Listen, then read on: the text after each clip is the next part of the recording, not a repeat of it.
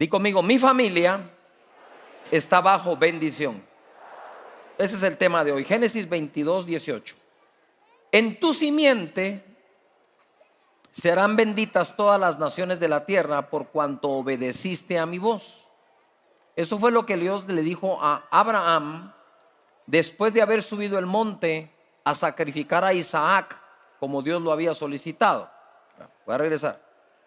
Dios le habló a Abraham también y le dijo, en tu simiente, en ti, serán benditas todas las familias de la tierra.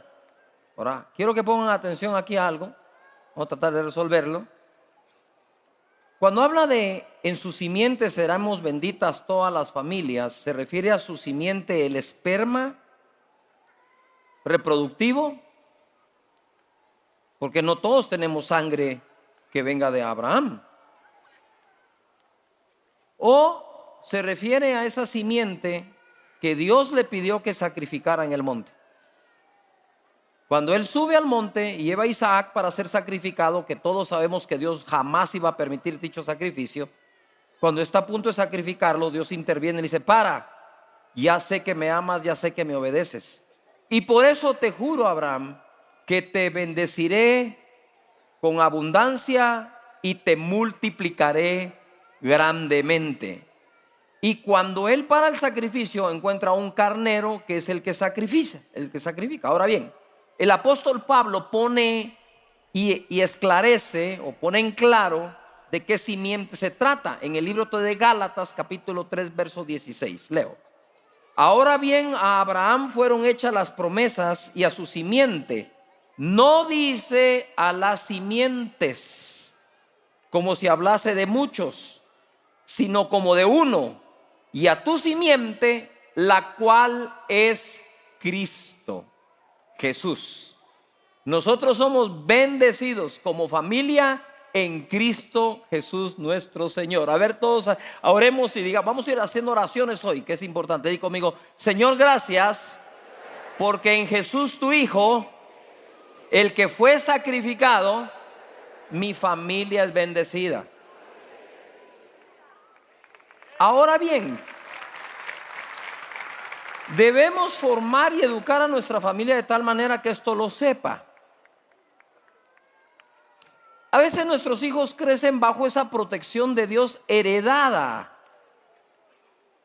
por haber recibido nosotros los padres a Jesús, y son bendecidos por lo que los padres y abuelos un día hicieron, y crecen sin ellos tomar en cuenta esto. Pero en cuanto esa familia se aparta de Dios, se darán cuenta que lejos del Señor no podemos hacer nada. Toda maldición generacional, esa se rompe. Esa no existe en tu vida, porque no puedes tú tener a la fuente de toda bendición y tener maldición. Tenés que creer que no hay maldición que va a tocar a tu familia, a tus hijos, a tus descendientes, porque en Cristo Jesús estamos bendecidos nosotros y toda la familia. ¿Puede ir un buen amén a eso? Él fue el Cordero de Dios que quita el pecado del mundo. Somos llamados a formar a los hijos. En Lucas capítulo 1, 34 encontramos: entonces María dijo al ángel, ¿cómo será esto? Pues no conozco varón. Respondiendo el ángel le dijo, el Espíritu Santo vendrá sobre ti y el poder del Altísimo te cubrirá con su sombra, por lo cual también el santo ser que nacerá será llamado Hijo de Dios. Y he aquí tu parienta Elizabeth, ella también ha concebido hijo en su vejez, y este es el 6º mes para ella, la que llamaban estéril, porque nada hay imposible para Dios. Voy a hacer acá para amarrar las historias. Nada es imposible para Dios está en el contexto de la familia, aunque para Él no hay nada imposible dentro o fuera de la familia, pero en este contexto déjame explicarlo. Juan el Bautista es hijo de Zacarías, sacerdote de Israel, con Elizabeth, quien era pariente de María, y ella era descendiente de Aarón, sumo sacerdote. ¿Estamos de acuerdo acá?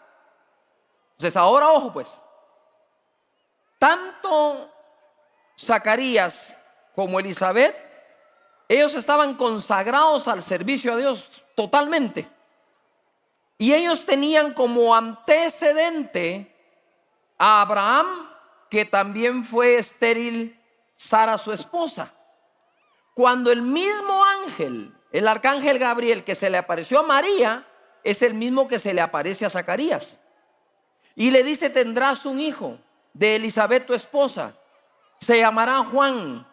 Él va a enseñar el camino del Señor. Él le va a preparar el camino al Mesías. Será grande, no existirá otro más grande que él. Y le dice todo lo que le narra. Y entonces él contesta: pero ¿y cómo va a ser esto si ya estoy viejo? No las polainas, mi esposa es estéril. Pero si tenían el antecedente de Abraham, no tenían que haber contestado. Si ahora pongan atención a lo que sigue. Zacarías el sacerdote dudó de la promesa con tanto antecedente que tenía.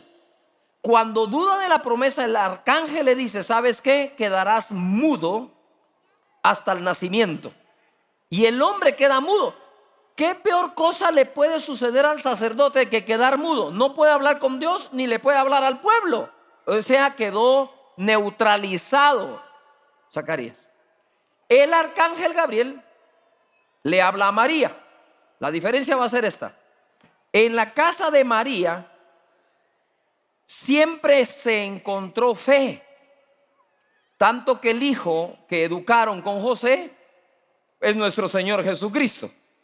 Pero en la casa de Elizabeth y de Zacarías, ten cuidado con lo que digo ahora, el hijo Juan el Bautista, el más grande de los profetas, el que dijo: he ahí el Cordero de Dios que quita el pecado, el que dijo: yo no soy digno de desatar las correas de sus sandalias encorvado, porque él es más poderoso que yo, los va a bautizar en Espíritu Santo y fuego. El que dijo, el que me envió, me dijo así: cuando veas descender el Espíritu Santo sobre él, esa es la señal. Él tenía todo esto y dudó.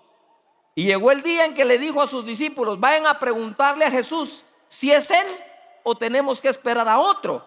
Date cuenta de algo, padre de familia, que tanto la cultura de andar dudando de Dios como la de creerle siempre se hereda.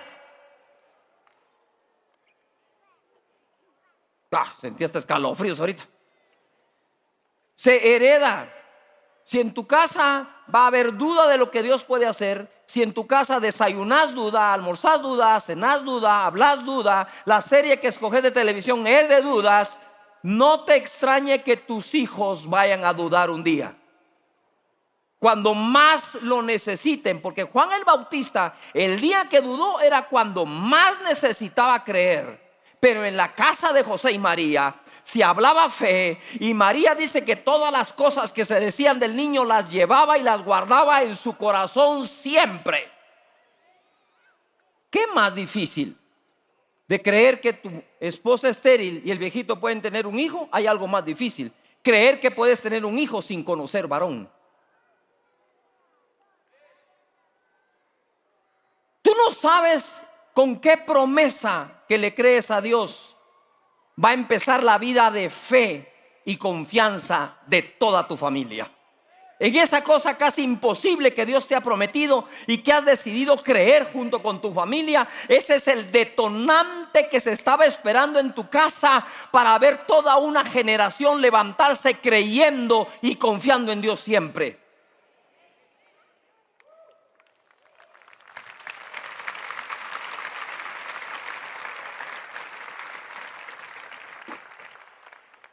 Mira lo que dice acá: porque nada hay imposible para Dios.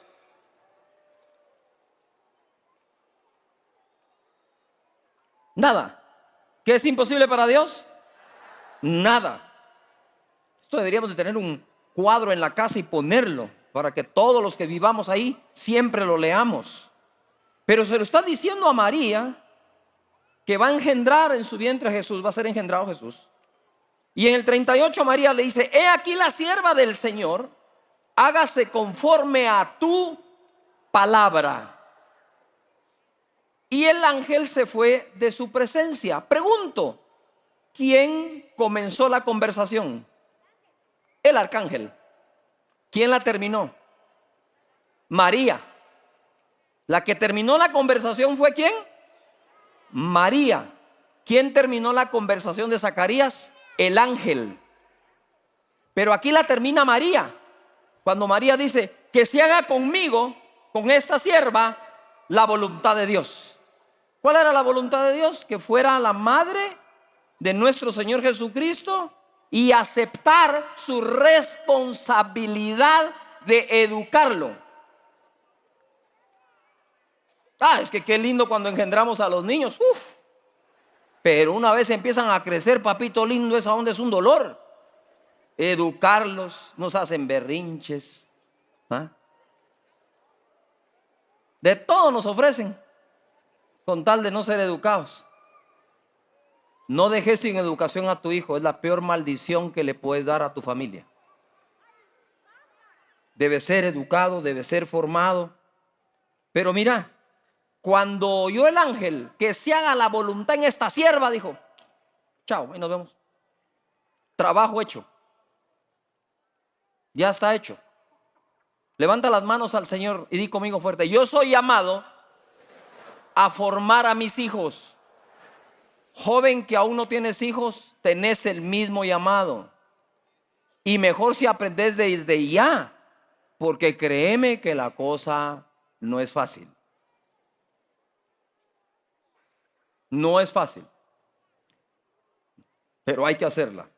Mira cómo fueron educando a Jesús. Isaías 7:14, este les va a encantar. ¿Desde dónde empieza la formación de un hijo? Por tanto, el Señor mismo os dará señal. He aquí que la Virgen concebirá. Está hablando de lo mismo, ¿sí o no? Y dará a luz un ¿qué? Hijo. Y llamará su nombre Emanuel, que significa Dios con nosotros. Mira eso. Esta es la señal. La Virgen concebirá, va a dar a luz un hijo y le pondrán por nombre Emanuel, Dios entre nosotros. Verso que sigue inmediato, que usted dice, de verdad hay versos que yo digo, ¿qué hace este después del otro? No me hacía clic hasta que uno, mira, voy a hacer aquí, antes de que lo lean. En la Biblia hay verdades que nosotros creemos, pero no aceptamos. Yo siempre lo he dicho, la mujer lee y dice: a mujer, sujétese a su marido. Amén. Pero siempre no. O sea, esa es una verdad que no se acepta. Tendrán sus razones, pero es mejor seguir lo que Dios ordena. 15. Ese niño llamado Emanuel, Dios con nosotros, comerá chicharrones, comerá mantequilla y miel hasta que sepa desechar lo malo y escogerlo. ¿Sabes dónde empieza la formación de nuestros hijos? En la mesa. Cuando comemos, cuando hablamos. Pero lo más interesante acá es esto: el niño tenía que comer ¿qué? Mantequilla ahí hasta que deseche lo malo y tómelo. Pregunto, ¿qué creen que escogió? Lo bueno. ¿Y qué era lo bueno? ¿La mantequilla o la miel? A ver.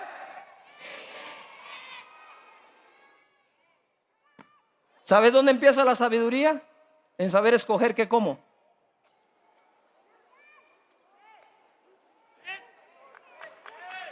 No los oí.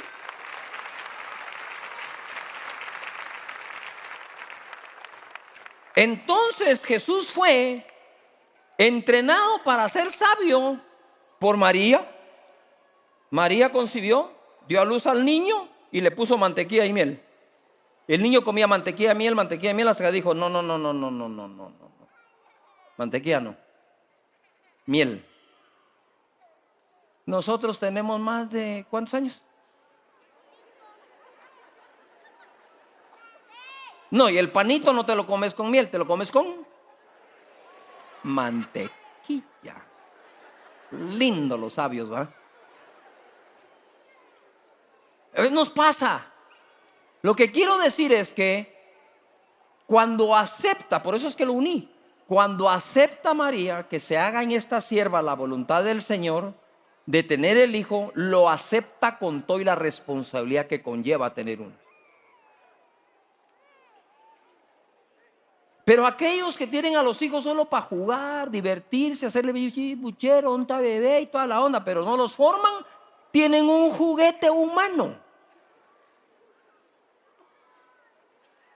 Y para juguete, te cuento, te va a salir muy caro.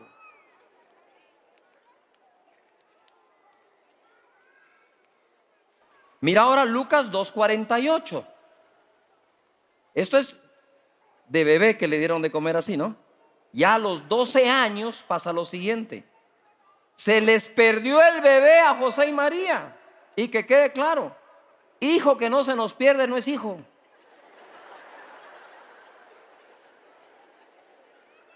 ¿A cuántos de ustedes en algún momento se le perdió el niño? ¿No sabían dónde está? Quiero ver la mano. Muy bien. A la pastora Sonia le encargaron ir a traer un nieto al colegio. Lo fue a traer a otro. Mientras que mi nieto estaba school alone en alguna otra parte. Entonces ahí fue que mi nieto se le perdió la abuela. Pero de verdad, qué pánico el que da cuando uno no encuentra al niño, ¿no? No lo encuentra. Y uno es el que tiene la culpa porque uno juega a que se escondan, ¿verdad? Uno va, ¿y dónde está? ¿Y dónde está fulano? ¿Y dónde está Mengano? Y ahí aparece. Ahí llega un día, ¿dónde está? ¿Dónde está? Y no aparece. Pues a José y a María les fue igual. Se les desapareció el niño. Y cuando al fin lo encuentran, dice, se sorprendieron y le dijo su madre: hijo, ¿por qué nos has hecho esto así? Ni que fuera a propósito, ¿ah? ¿Por qué nos hiciste esto? Pon atención a lo que sigue. He aquí tu padre,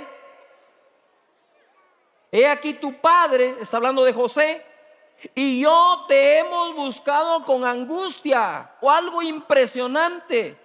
María sabía y José sabía que Jesús era hijo de Dios, no de José. Pero José fue el padre adoptivo de Jesús y María no le quitó autoridad.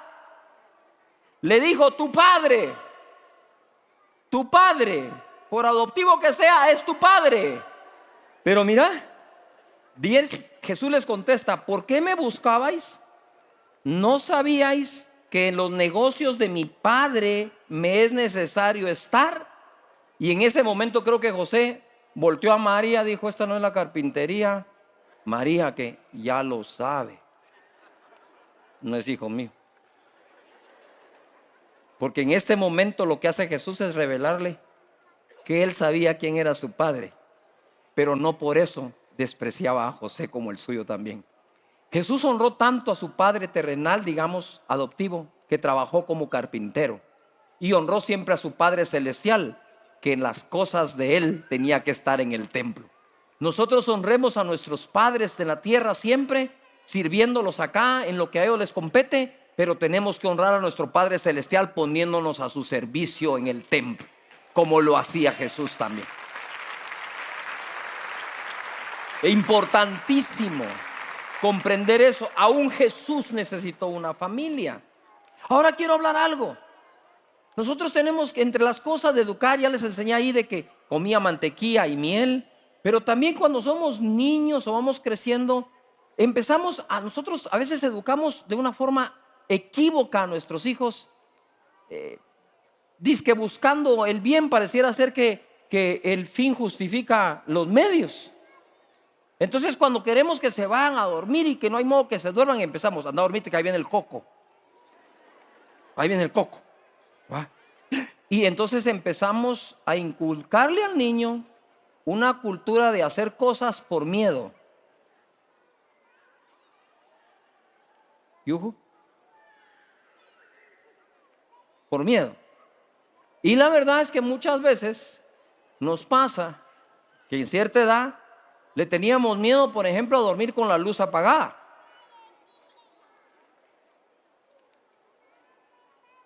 Pero cierto o no que a veces nos entra ese miedo a algo y desde niño se nos educa a veces para tener miedo en lugar de educarnos para no tenerlo.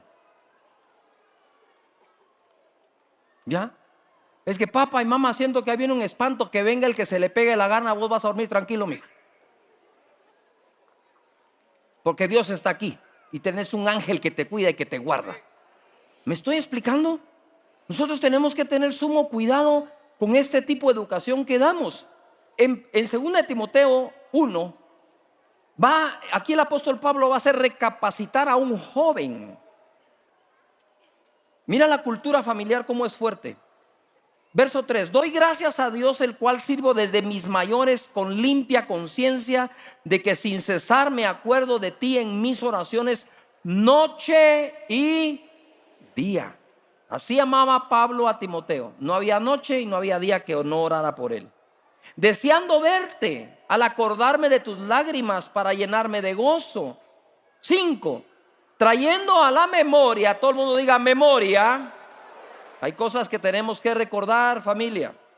Trayendo a la memoria la fe no fingida que hay en ti, la cual habitó primero en tu abuela Loida y en tu madre Eunice, y estoy seguro que en ti también. Te aconsejo que avives el fuego del don de Dios que está en ti por la imposición de mis manos. Ojo acá, Pablo le está diciendo a Timoteo: Timoteo, tú has sido lleno del Espíritu Santo por la imposición de mis manos. Pero la fe no fingida que tú tienes no te la di yo. La fe no fingida que hay dentro de ti habitó primero. La primera persona de toda tu familia fue tu abuela Loida. Y tu abuela Loida siempre tuvo una fe no fingida, la cual le enseñó a tu madre Eunice, la cual te enseñaron a ti. Esa fe no fingida no se recibe por la impartición de los apóstoles e imposición de manos. Eso se recibe en el hogar y en la casa. Eso se recibe cuando la abuela, cuando la madre le dicen a uno: tené confianza, patojo, patoja, Dios está con nosotros, no nos ha dejado. Y empiezan: te voy a contar una historia. Y uno empieza: ahí va la abuela. Pero esas historias que nos cuentan, donde tuvieron que enfrentar muchas dificultades de pie, creyéndole a Dios, luchando por ti, por tu familia, son las historias que vale la pena escuchar. Y luego tu madre también tiene la fe no fingida, y luego tú también tienes la fe no fingida. Así que yo te aconsejo que avives lo que yo te di, porque tenés la fe para hacerlo.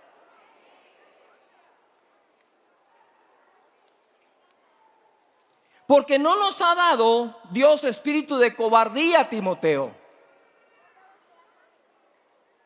sino el espíritu que Dios nos ha dado es de poder, amor y dominio propio, que es el espíritu con el que actuó tu abuela y tu madre. Y siendo mujeres, me preocupa que siendo tú un hombre no lo estés haciendo.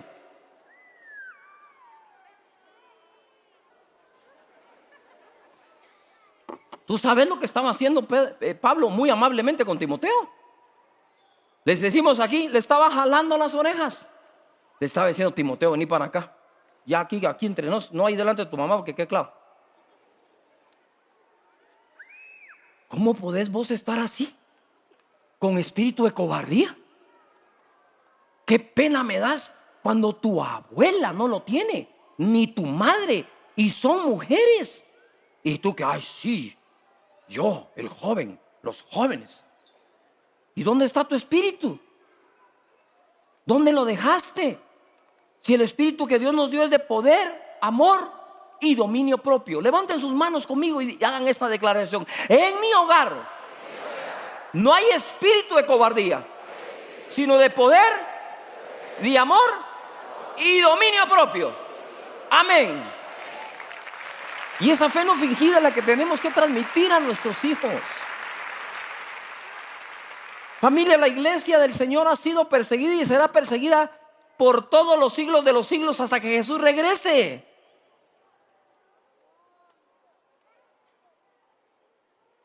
Cuando estamos en diversas pruebas, a ver, cuando tienes una prueba de salud, una prueba económica, una prueba familiar, yo te voy a decir a qué se reduce la prueba. Todas esas son una sola prueba y una sola, la fe. Lo que siempre se nos está probando es la fe. Lo que creemos, en quien creemos y cómo lo creemos. ¿Cuántos son cristianos? Decirlo con un buen amén.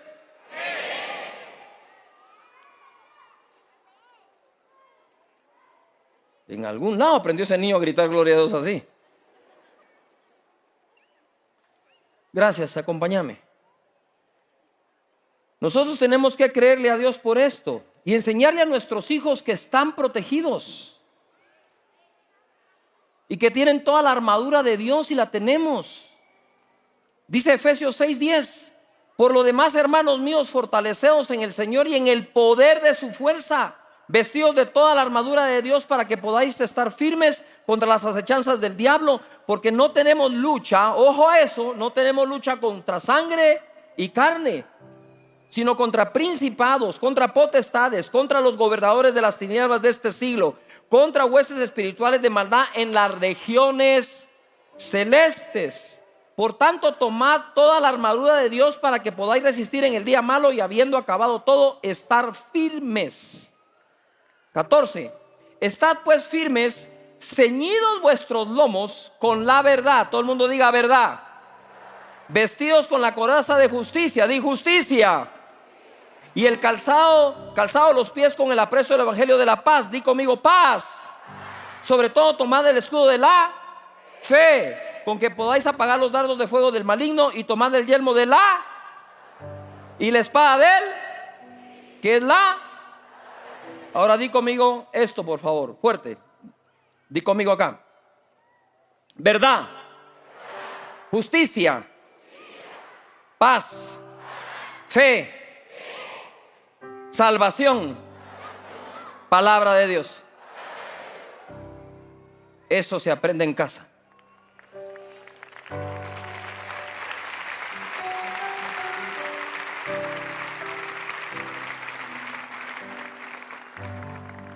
Y el último título puse nuestra herencia, Isaías 54:14.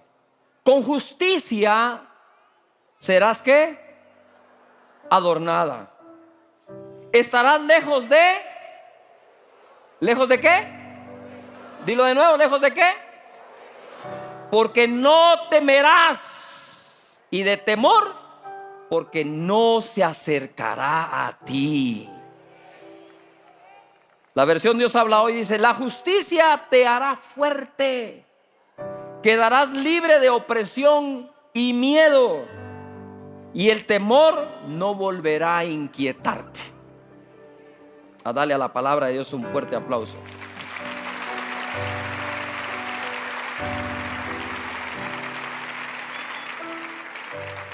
Y verso 17: ninguna arma forjada contra ti prosperará, y condenarás toda lengua que se levanta contra ti en juicio. Esta es la herencia de los siervos de Jehová, y la salvación de mí saldrá, dice el Señor.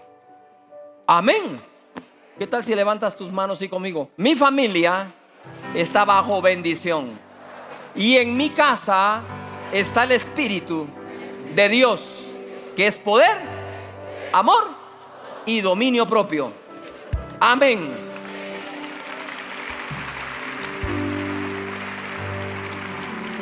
Cosas prácticas. Cosas prácticas. ¿Vas a ir a dormir a tus bebés? Se toman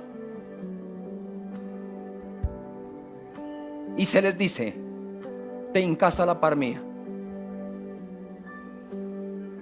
vamos a orar.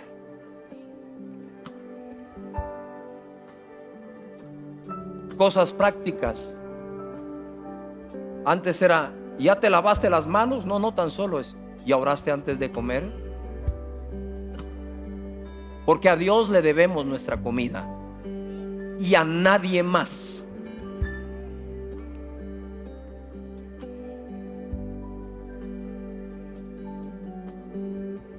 Educados con nuestra familia.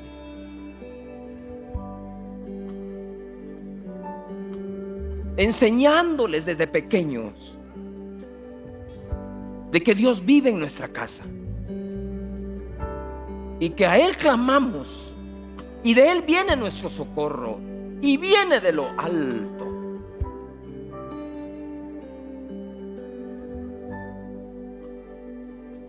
¿Qué tal si nos hincamos hoy y te reclinas sobre el asiento de tu silla? Si tienes a tu familia, a tus niños ahí, tómalos. Si son amigos, hazlo.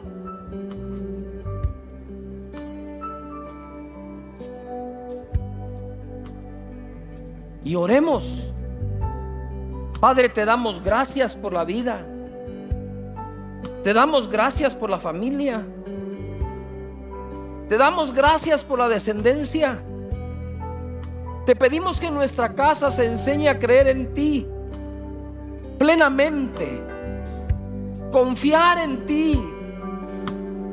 Te pedimos, Señor, que nuestros hijos crezcan reverentes a ti, con respeto a sus mayores. Te pedimos, Señor, que los valores y los principios de tu escritura sean sembrados en sus corazones y en sus mentes, que sean luz en medio de una generación con tinieblas, que den amor al necesitado del mismo. Te pedimos en el nombre de Jesús que te sirvan como Jesús servía en el templo, porque aunque son hijos nuestros, son más hijos tuyos todavía. Nosotros no les dimos la vida, se las diste tú, Señor. Te pedimos en el nombre de Jesús por las familias de Guatemala, para que vivamos quieta y reposadamente, para que vivamos, Señor, en paz y en justicia. En el nombre de Jesús, la justicia nos hará fuertes, dice tu palabra, y clamamos por eso para esta nación. En el nombre de Jesús, bendice a tus hijos ahí donde estás. Ponerles la mano en la espalda, en la cabeza. Hablarles palabras que los validen. Hablarles palabras de amor, de fe. Señor, en el nombre de Jesús, muchas gracias. Muchas gracias. Muchas gracias, Señor. Amén. Y amén. Amén. Es grande tu fidelidad incomparable. No salgas todavía. Vamos a terminar orando las familias, así que levanta tus manos. Díselo. Grande es tu fidelidad. Podemos inclinar la cabeza por un momento y cerrar los ojos. Señor, te doy gracias, he dado tu palabra como me la mostraste. Somos bendecidas familias bajo tu mano. No habrá drogadicto en nuestro hogar, ni gente que se pierda en el alcohol. En el nombre de Jesucristo, Señor, somos libres de todo mal y de toda maldición gracias a ti. Te pido que cada familia acá y conectada esté bajo tu bendición plenamente en todo, en el nombre de Jesús tu Hijo. Gracias, Señor. Así como estamos todos orando, no quiero terminar sin darle... Levanta tus manos y conmigo. En mi boca está el poder de la vida y de la muerte. Hablaré palabras de vida y no de muerte, de salud y no de enfermedad.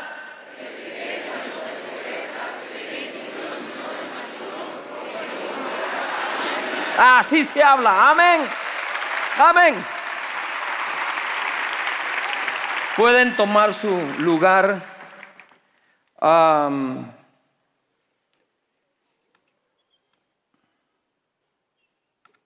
Yo quiero hablar un tema hoy que a lo largo de 40 años de haber recibido a Jesús, creo que ha sido clave y vital, y pienso que es de los temas más importantes que encuentro en todas las escrituras, ¿verdad? Yo quiero hablar hoy acerca del beneficio del perdón, ¿verdad? Y quiero empezar hablando de cosas de las cuales nos debemos cuidar. En Mateo capítulo 20, verso 8, leo: cuando llegó la noche, el señor de la viña dijo a su mayordomo. Ustedes se recuerdan la parábola que él salió a contratar gente para su viña y luego ya en la hora 11 trajo otros a trabajar, ya de último, y ahora llega el momento en que va a pagar, ¿verdad? La fecha de pago es cuando usted danza, dice gloria a Dios, siente que la unción baja, ¿verdad? Todos trabajan esperando ese día, amén. Cuando llegó la noche, el señor de la viña dijo a su mayordomo: llama a los obreros y págales el jornal o salario, comenzando desde los postreros hasta los primeros. O sea, él empezó pagándole primero a los que trabajaron solo 1 hora y no las 12 horas de trabajo que eran. Y al venir los que habían ido cerca de la hora 11, perdón que voy a decir esto, pero en aquel entonces se trabajaba 12 horas diarias por 6 días a la semana. Si hoy trabajamos 12 horas diarias por 6 días, se nos dice workaholics. Y se nos pone un apodo como que estamos haciendo algo malo cuando estamos haciendo lo bíblico. Hoy se trabajan 8 horas diarias por 5 días, son 40. Contra 72, que es el código bíblico, debemos 32 horas semanales de trabajo. Y con 8 horas diarias y 40 a la semana no hay país que progrese, ni familia que llegue a ser rica. Así que nada más te lo dejo como un pensamiento. No hay nada malo en trabajar 12 horas. Mujer, no hay nada malo que tu marido trabaje 12 horas al día, sobre todo si le estás pidiendo una casa. Porque cuesta entenderlas, va, quiero mi casa. ¿De qué tamaño? Como casa de Dios. Sí. Amén. Y entonces trabajas 10 horas diarias. ¿Y por qué trabajas tanto? Oh, mamita, mira lo que estás pidiendo. Bueno, dejémoslo ahí. No sea que me meta en problemas y voy a necesitar yo el perdón de lo que voy a hablar aquí. Dice así: y al venir los que habían ido cerca de la hora 11, recibieron cada uno su denario. Pero quiero decirles que estos no trabajaron por un denario. Estos últimos el Señor les dijo: vayan a trabajar y les voy a dar lo que sea justo. Todo el mundo diga fuerte: justo. Te voy a dar lo que es justo, le dijo. Y por 1 hora les dio un denario.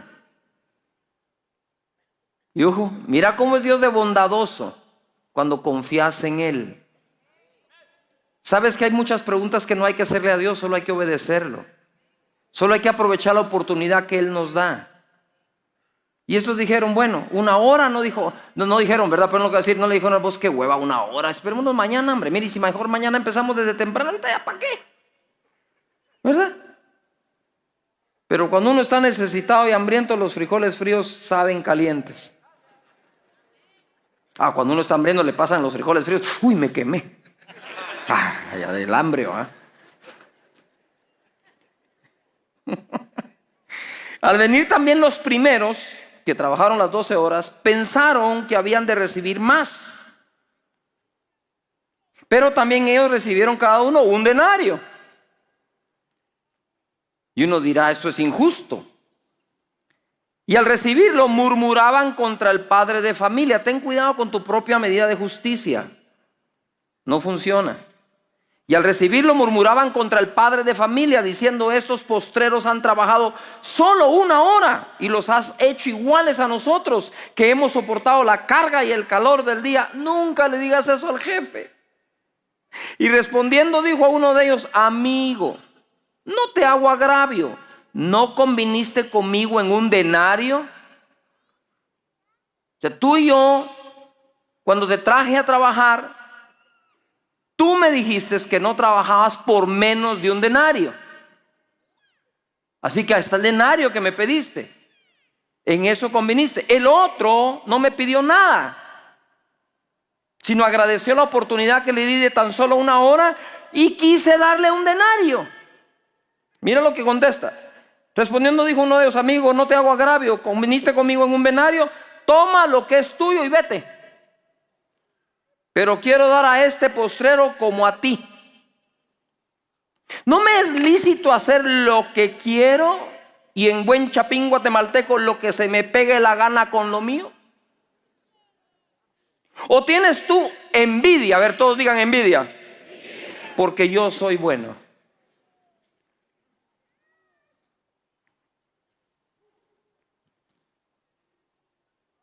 ¿Qué hubiera pasado si este hombre, en lugar de protestar, dice: wow, creo que me equivoqué en hacer el contrato que hice con él? Debía haber dejado que él me pagara lo que quisiera. Si a este le pagó un denario por una hora, ¿cuánto me hubiera pagado a mí? Ah, no, pero como había que hacer el trato, ¿verdad? Tené cuidado con los tratos que haces con Dios, con las condiciones que le pones a Él, porque a Dios se le sirve con el contrato en blanco. Y uno deja que Dios le dé lo que Él quiera darle. En bondad nunca le vamos a ganar a Dios, ni en generosidad, jamás. Pero el tema es la envidia. Mira, cuando alguien tiene envidia de lo que tienes, de lo que te dan, no te tiene envidia porque tú lo tienes.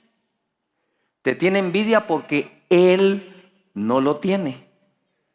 ¿Verdad? Sacaste tu carrito de agencia.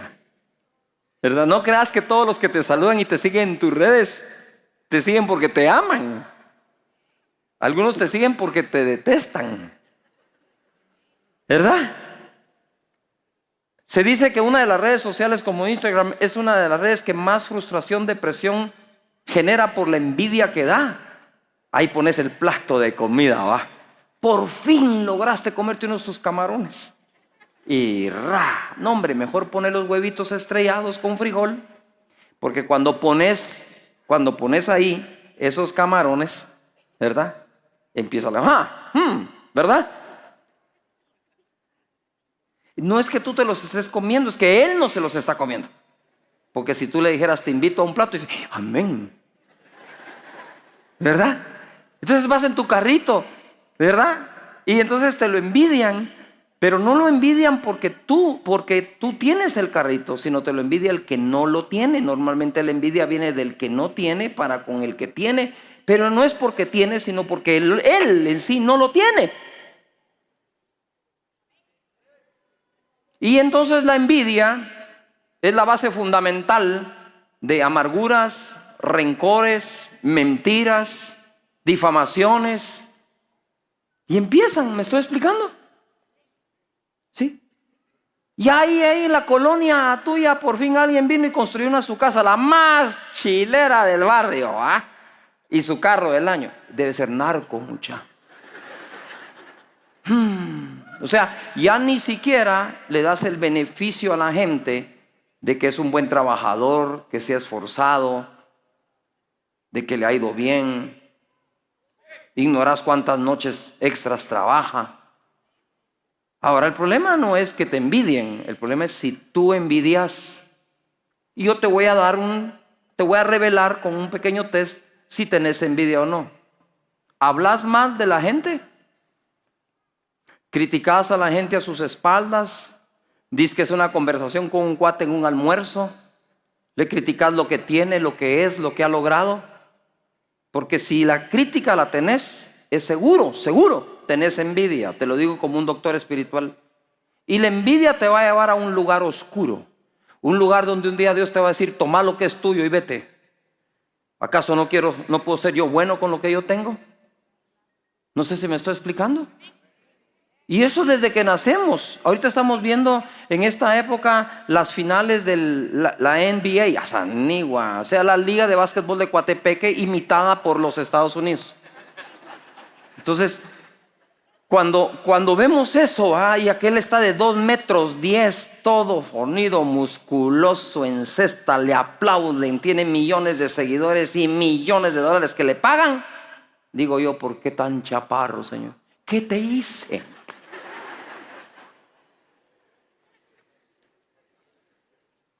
No, no me tocó a mí. No me tocó a mí. Y quizás uno de los hombres de mayor influencia o más ricos o algo podría decir, mírense con ese templo. Si no le tocó a él, les tocó a ustedes. O sea, ¿qué quieres que hagamos? Dios ha querido ser bueno. Lo que quiero decir es, esta envidia produce cosas de las cuales después nos arrepentimos. El corazón arde. Mira vos qué buen gol metió aquel. Ni modo con los zapatos que le regalaron. Y a Malaya tuviera yo esos zapatos. En la Liga Española estaría jugando. Lo exagero en bromas para que no te duela tanto.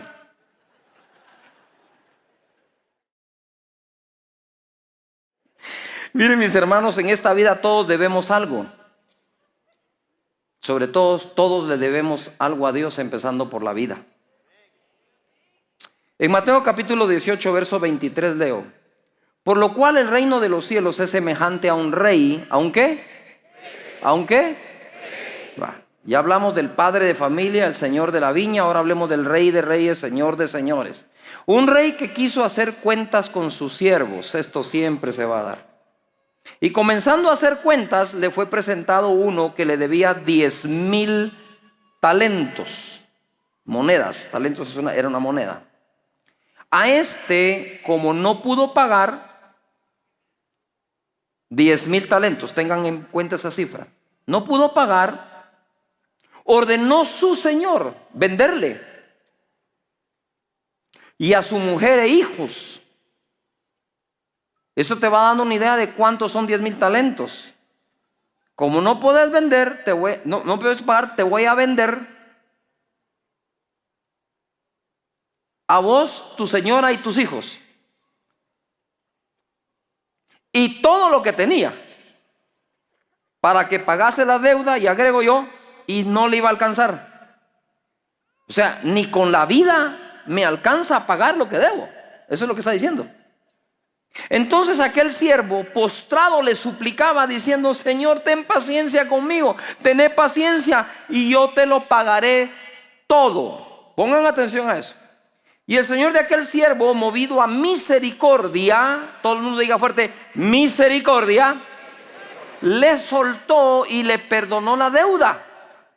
Gloria a Dios. ¿A cuántos Dios nos perdonó semejante deuda? No teníamos ni vida con qué pagarla. Porque la paga del pecado es ¿qué? Pero la dádiva de Dios es ¿qué? Vida eterna en Cristo Jesús. ¿Cuántos tienen a Jesús en su corazón? Tu deuda está pagada entera. Pero saliendo es al ratito. No sé si me estoy explicando. O sea, Señor, gracias por perdonar. Ay, bendito, gracias, Señor. Saliendo. O sea, recibiste a Jesús y saliendo ahí en el parque. Saliendo. Aquel siervo halló uno de sus consiervos, del cual él no es señor, solo consiervo, que le debía 100 denarios. Esa es otra moneda. Y asido de él lo agarró y le ahogaba diciendo: págame lo que me debes.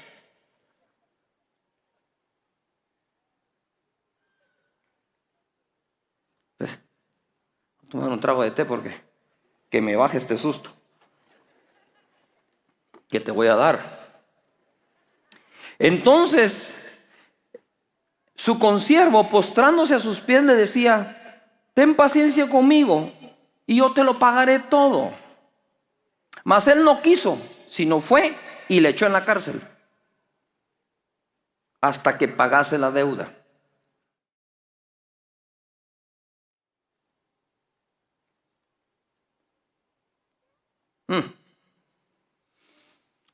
Vamos a empezar por el segundo. Un denario era el jornal o salario de un día. Es decir, si tú tomas tu salario y lo divides dentro de 30, te va a dar lo que en ese entonces podría equivaler a un denario. O sea, en No el denario, porque el denario sería el salario mínimo, sino que el equivalente a una deuda que podrías tener. Uno de los dos siervos del rey debía a otro 100 denarios, es decir, el equivalente a 100 días de trabajo, o 3 meses con 10 días. Tú puedes sacar las cuentas basado en tu salario, aunque se saca aquí con el salario mínimo, porque ese era el mínimo que se pagaba en ese entonces, o era el salario que se daba. Este pudo haber pagado la deuda no tan difícilmente. Ejemplo, si este hombre destina el 33% de su salario mensual al pago de la deuda, entonces pagaría la deuda más o menos en 10 meses. No le tomaría ni un año pagarle al otro lo que le debe. Los 100 denarios. Entonces es lo que decían: mira, vos me debes a mí el equivalente a 3 meses con 10 días de salarios, ¿verdad? Me debes el equivalente a 100 días de trabajo. Me lo vas a pagar. Pero no se lo dijo ni siquiera amablemente. Dice que lo agarró y lo ahogaba. ¿Es de ahogar? ¿Qué es? Agarrarlo del cuello, taparle la boca, no sé, pero estaba ahogando. O sea, físicamente fue agredido. Y le dice: o me pagas o te meto a la cárcel. Dice: mira, yo te pago, déjame que te pague. No, te me vas a la cárcel y hasta que me pagues lo que me debes. Ahora pregunto, ¿cómo puede pagar desde la cárcel si no trabaja? O sea, esa es una movida tonta. No sé si me estoy explicando. Es una movida de venganza, una movida de rencor, una movida, no sé si no es que no sale de un corazón correcto y de una mente inteligente. Voy por el otro. El que debía 10,000 talentos, 100 denarios, 10,000 talentos. A ver, para que se nos quede, diga conmigo: 100 denarios, 10,000 talentos.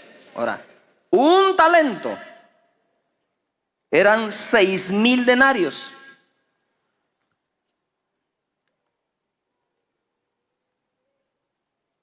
Y el siervo le debía al rey, no a otro consiervo. Noten toda la diferencia que hay aquí. 10,000 talentos por 6,000 denarios. Él debía 60 millones de denarios.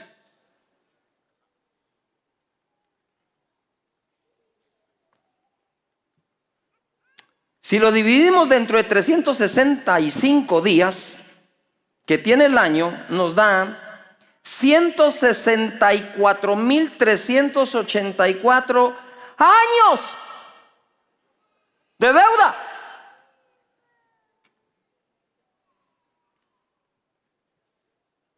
O sea, este tipo tenía que haber vivido en el tiempo de los dinosaurios y todavía no hubiera pagado. 164,384 años de trabajo. Si pagara el 100% de su salario, suponiendo que no necesita gastar en comida porque en el bote lo van a alimentar. Ahora entendemos por qué ordenó su señor venderle a él, su esposa, a sus hijos y lo que tenía, porque nada le alcanzaba para pagar semejante deuda. La deuda que le tenemos a Dios implica el infierno por la eternidad. No salimos de ahí nunca, porque jamás pagaríamos la deuda. Por eso es que el Señor es nuestro fiador, fiador de un nuevo pacto. Estamos libres bajo fianza, porque la sangre del Cordero fue derramada y pagada para el perdón de nuestros pecados. Dale más fuerte. No sé si logras entender que no vas al infierno eternamente, sino al cielo. Así se grita eso.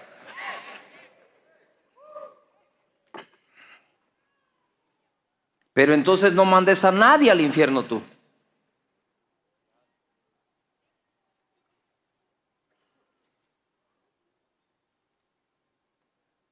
Porque habiéndonos Dios perdonado todo y darnos vida eterna, solo salimos y a condenar a alguien por lo que nos debe. ¿Qué te deben? No necesariamente tiene que ser dinero. La única manera de vivir libres por haber sido perdonados es dejar libres a los que debemos perdonar.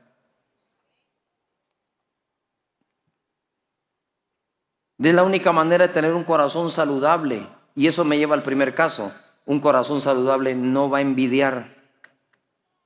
Cuando envidiamos es señal de que hay algo malo dentro de nuestro corazón, que quizás tenga que ver con la falta de perdón. Regreso a la parábola, ¿verdad? Creo que Jesús lo exageró para que entendamos de qué se trata. Entonces, verso 34, 31. Viendo sus consiervos lo que pasaba, se entristecieron mucho y fueron y refirieron a su señor todo lo que había pasado. Mira, señor, te queremos contar algo. No sé si estos fueron chismosos o envidiaban que le habían perdonado 60 millones. No sé, pero fueron con la noticia y le dijeron, mira, te queremos contar algo. Al que le perdonaste los 60 millones de denarios, acaba de meter a la cárcel a alguien por 100 denarios.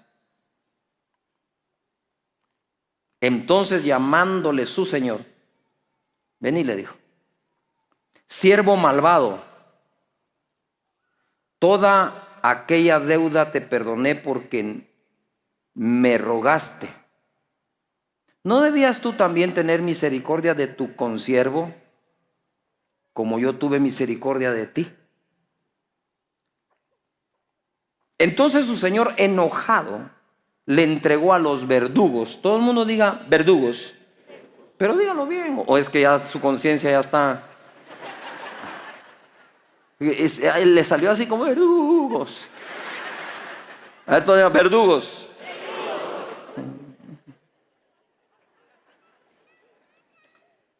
Le entregó a los verdugos hasta que pagase todo lo que debía. ¿Y eso iba a ser cuándo? Jamás. Así también mi Padre Celestial hará con vosotros si no perdonáis de todo corazón cada uno a su hermano sus ofensas.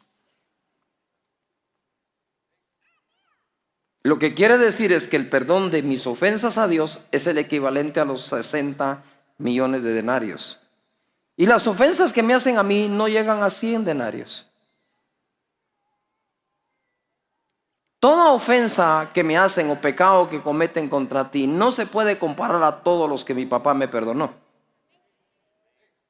Entonces aquí hay un pequeño problema.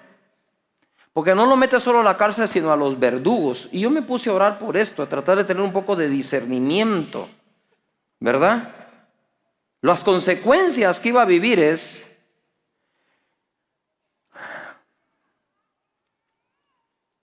primero, le dice, te debía haber vendido a ti, a tu esposa y a tus hijos.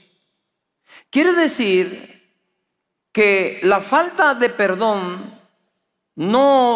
que no has otorgado puede afectar a tu familia. Y es muy sencillo, porque cuando no perdonas, algo malo va a crecer en tu corazón y vas a contaminar a tu familia. Porque la falta de perdón crea amargura y la amargura se contamina. Dice, no se junten con ningún amargado, no sea que se contaminen. ¿Verdad? Si te juntabas con un borracho y no te tomas los tragos, no te vas a contaminar, aunque alguien me dijo, ¿verdad? O leí en algo que si tú miras a tu círculo social, vas a terminar siendo de uno de ellos. Es decir, como dice una persona, si tú te juntas con 5 personas que siempre están leyendo un buen libro, tú vas a ser la 6ª persona que lo va a leer. Si tú te juntas con personas que toman todo el tiempo, tú vas a ser la siguiente que va a tomar. Si tú te juntas con personas que se congregan, tú vas a ser el siguiente en congregarte. Si tú te juntas con personas que oran, vas a ser el siguiente en orar. ¿Me estoy explicando? Y si te juntas con amargado, tú serás el próximo. Con amargados ni a la esquina. Hay que orar para que sanen. Y dice la palabra acá, le entregó a los verdugos hasta que pagase todo lo que debía. Verdugos son los encargados del castigo. Es decir, no solo era la cárcel, sino cárcel con castigo. ¿Me estoy explicando? Dice aquí, los verdugos son los encargados de operar el castigo. Esto podría implicar cualquier mal extra para la persona, además de tener que pagar la deuda. Podrían ser enfermedades. ¿Cuánta enfermedad origina la falta de perdón que llevamos dentro? Y tal vez tú estás buscando hoy miles de razones para lo que te está sucediendo. No te va bien, no hay modo que salgas adelante, ¿verdad? E incluso diezmas, ofrendás, orás, servís y no hay modo, y no hay modo, y no hay modo. Hoy trato de revelarte algo. Quizás sea que hay algo que no has perdonado. Lo que me impresiona es que mis pecados perdonados, si yo no tengo misericordia, el Padre Celestial, no el Dios del juicio ni nada, el Padre Celestial me puede llamar y decirme, mira, fíjate que todo lo que te perdoné, te lo devuelvo otra vez. Me seguís debiendo. ¿Y por qué? Porque no fuiste capaz de perdonar esa pequeñez que te hicieron, comparado con todo lo que yo te perdoné a ti. Yo le oro a Dios que Dios sane nuestros corazones. Que no te vayas a la tumba con falta de perdón, o que la falta de perdón te lleve antes a la tumba.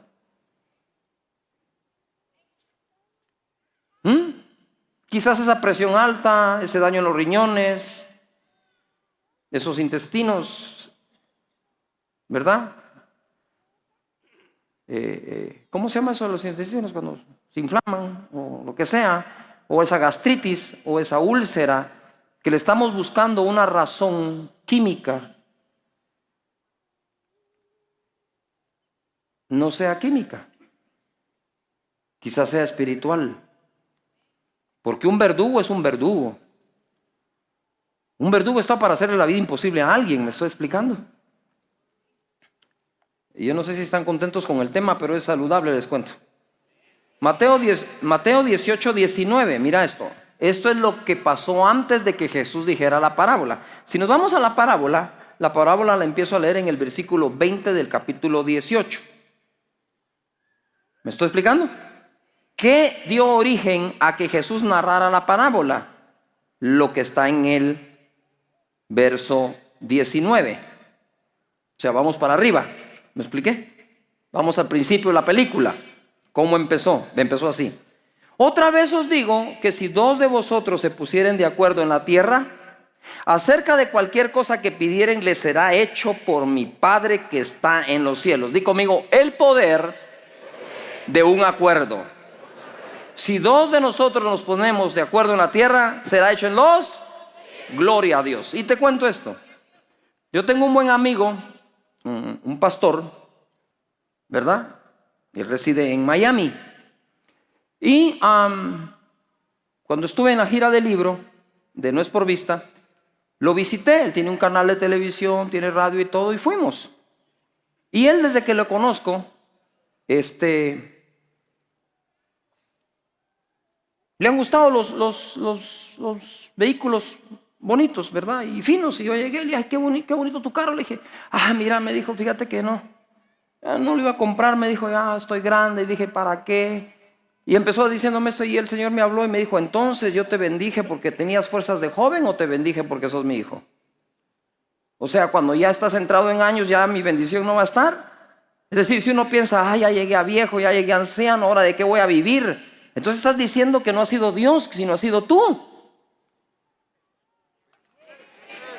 Pero cuando dice, no he visto justo desamparado, ni su simiente que mendigue pan, no mira la edad. Así que para los mayores que me están viendo, se están congregando, les digo yo, Dios no quita la bendición de tu vida solo porque ya eres un adulto mayor. Dios te sigue bendiciendo si tú pones tu mirada en Él. No va a faltar nada. ¿Por qué habría de faltar si de Dios dependemos? ¿Y de qué voy a tener que vivir y cuando me retire? Y esas son preocupaciones y afanes de los gentiles, diría Jesús. No, señores, Dios está con nosotros todos los días de nuestra vida hasta el fin. Pero yo entro Platico con él y le digo, mira, te veo bien. Le digo, mira, cállate. Me dijo, no supiste mi historia, no tuve cáncer mortal. Un día me levanté, ya no tuve hambre, y cuando sentí era un cáncer. Cash me dijo, llegué a gatear. Yo ya no me movilizaba caminando, me movilizaba gateando en mi casa. Yo gateaba. Y me cansé, dije, pero ¿por qué estoy dejando que esto pase? Y entonces hablé con mi esposa, le dije, mi amor, ¿tú estarías de acuerdo conmigo de que soy sano? Y ella le dijo, por supuesto que estoy de acuerdo contigo, entonces soy sano.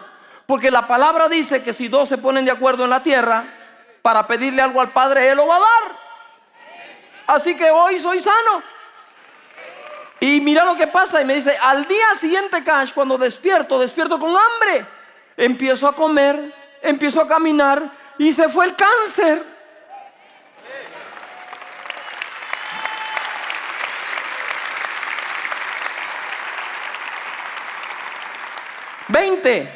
Porque donde están 2 o 3 congregados en mi nombre, ahí estoy yo en medio de ellos. O sea que tu familia es esa mínima expresión de congregarte. Donde 2 o 3 están congregados en mi nombre, ahí estoy con ellos. Pero donde 2 o 3 están congregados, deben de hacer este tipo de convenios o acuerdos y presentárselos al Padre. Pero no puedes estar tú queriendo buscar un mejor trabajo y la mujer diciéndote, ya va que no encontrás nada, ¿qué estará pasando? Ahí no hay acuerdo. Acuerdo es, mi amor, voy por un mejor trabajo y yo voy a orar para que lo consigas, gloria a Dios. Solo te digo una cosa, si yo me pongo a orar, quiero cambio de carro. Y el otro dice, ja, si me lo dan, chish, claro que sí. Ya. Imagínense que la Biblia hubiera escrito un chapín, estaría lleno de modismos esa onda. Yo hubiera colaborado un poco. Entonces, ¿qué es lo que quiero decir? Es el poder de un acuerdo. Si Jesús está con nosotros, sigamos su instrucción. Pónganse de acuerdo y pedirle al Padre, y el Padre lo va a hacer. ¿Amén? ¿No es emocionante que Jesús te diga, hey, donde 2 o 3 están, yo voy a estar? Y donde 2 se pongan de acuerdo, el Padre lo va a hacer. ¡Ay, Padre Santo! Si con ese verso puedo vivir el resto de mi vida. No necesitas más. 21. Entonces se le acercó Pedro y le dijo, Señor, ¿cuántas veces perdonaré a mi hermano que peque contra mí? Miren lo que estaba pensando Pedro. Donde 2 o 3 se congreguen. Dijo, Mira, Pedro, ¿hasta cuántas veces tengo que perdonar a mi hermano? ¿Hasta 7? Jesús le dijo, no te digo hasta 7, sino aún hasta 70 veces 7. 490. Cada vez que te congregues. Y mira, Pedro, vení, te voy a venir. No quiero que los demás oigan esto, vení para acá. Te conviene perdonarlos, Pedro. Yo te estoy hablando de la bendición de estar contigo y tú me hablas de cuántas veces perdonas a los hermanos. Es que, Señor, tú ya sabes cómo corre el agua aquí. Si siempre me están dando duro y siempre nos estamos ofendiendo. Eso, 2 o 3 van a haber pleitos. Imagínate 10,000, 20,000 que somos aquí, 15,000. Imagínate el grupo, tus 12. Si con 3 que tengas, con 2. Con 2. En vez de ponerse de acuerdo, se pelean.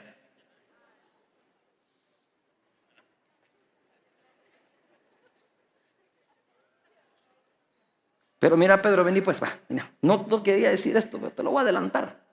Te conviene perdonar, hombre, porque te cuento que un día me vas a negar 3 veces. Y el diablo te va a zarandear como a trigo. Y vas a necesitar perdón. Así que metí a tu cuenta. Perdona 70 veces 7.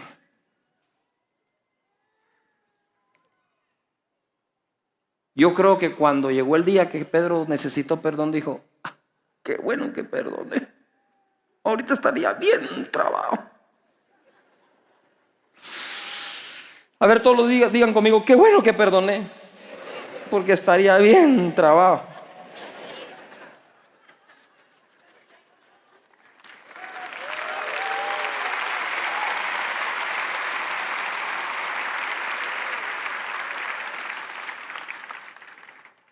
Nota que dice esto. ¿Cuántas veces perdonaré a mi hermano? Ya se decían hermanos entre ellos. Todavía no. O estaba hablando de la familia. Porque por ahí empieza todo, mis hermanos. Yo no sé por qué a veces perdonamos tan fácil a un amigo, pero tan difícil a un familiar. Si el familiar lleva tu sangre, debería ser más fácil perdonar al familiar. Y luego los otros dicen, es que mira, el que me lo hizo, de mis mejores cuates, no lo perdono. Pues con mayor razón, si es uno de tus mejores cuates que cometió un error y le perdonas los errores a los que ni cuates son tuyos, ¿por qué no le vas a perdonar al que es tu mejor amigo lo que pasó? No entiendo la lógica. Nuestra lógica para vivir debería ser más simple, más sencilla. Mateo capítulo 6, verso 9 dice así: ustedes pues orarán así: Padre nuestro que estás en los cielos, santificado sea tu nombre. Venga tu reino, hágase tu voluntad como en el cielo, así también en la tierra. El pan nuestro de cada día, dánoslo hoy. Y perdónanos nuestras deudas, como también nosotros perdonamos a nuestros deudores. 100 denarios perdonados me da la libertad de pedirle a Dios que me perdone los 10,000 talentos o 60 millones de denarios. Pero si tuvieron misericordia a mí para perdonarme semejante deuda, habiendo vivido ese momento de misericordia, lo que tengo que otorgarle a los demás es un poco de esa misericordia que recibí. Porque tampoco puedo ser tan misericordioso como Dios, porque Dios es que Dios tiene un corazón que no tenemos nosotros.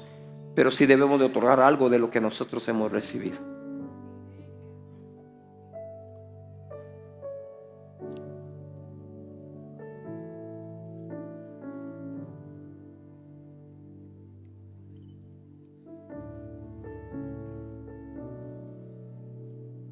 Y no nos metas en tentación. Si esto va seguido, no me metas en tentación de no perdonar a mis deudores su deuda. Mas líbrame del mal. ¿Cuál mal? El mal de no perdonar y caer con los verdugos. Podría usar ese contexto. Líbrame del mal del verdugo, guardándome de la tentación de no perdonar la deuda como quiero que tú me perdones.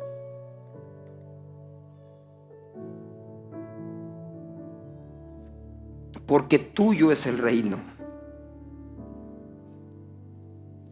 Y el que arregló cuentas era ¿quién? El rey. Tuyo es el reino y el poder y la gloria por todos los siglos. Porque si perdonáis a los hombres sus ofensas, os perdonará también a vosotros vuestro Padre Celestial. Mas si no perdonáis a los hombres sus ofensas, tampoco vuestro Padre os perdonará vuestras ofensas.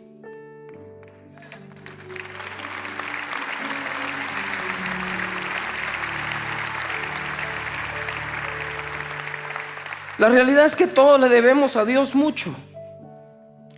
Tanto que la paga del pecado es muerte y no tenemos con qué pagarle. Por otro lado, más de alguien nos debe a nosotros, es decir, han pecado contra nosotros, nuestra vida. Ya que siempre vamos a necesitar el perdón de Dios, nos conviene perdonar todo a todos, no sea que nos entreguen por el resto de la vida a los verdugos. Y además lo que nos habían perdonado nos lo vuelvan a cobrar.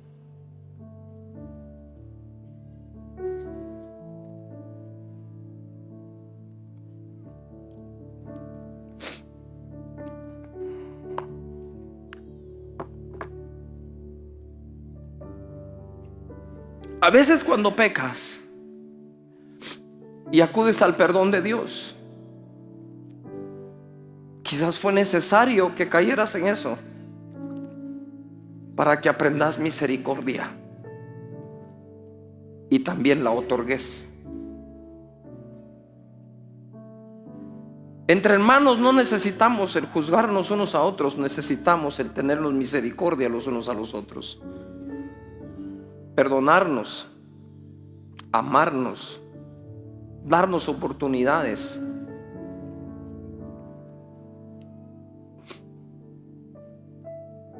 Yo creo que Jesús exageró un poco esa parábola